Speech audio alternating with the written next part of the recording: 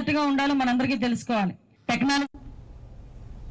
కాకినాడ జిల్లా అన్నవరంలో ప్రసిద్ధిగాంచిన శ్రీ వీర వెంకట సత్యనారాయణ స్వామివారి ఆలయంలో నూతన ధ్వజస్తంభం ఏర్పాట్లు అంగరంగ వైభవంగా జరుగుతున్నాయి. ఆలయంలో ఉన్న పాత ధ్వజస్తంభానికి కాలం ముగియడంతో ఆలయ పండితులు వేదక కమిటీ నిర్ణయంతో నూతన ధ్వజస్తంభాన్ని యథాస్థానంలో దేవస్థానం ఉన్నతాధికారులు ఏర్పాటు చేశారు. నూతన ధ్వజస్తంభానికి రాగి రేకులపై బంగారు తాపడంతో చేయించడానికి సుమారు 3 కోట్ల రూపాయలు వ్యయంతో నిర్మించారు. స్వామివారి దర్శనానికి వచ్చిన భక్తులకు బంగారంతో ఉన్న ధ్వజస్తంభం అత్యంత సుందరంగా కనిపిస్తోంది.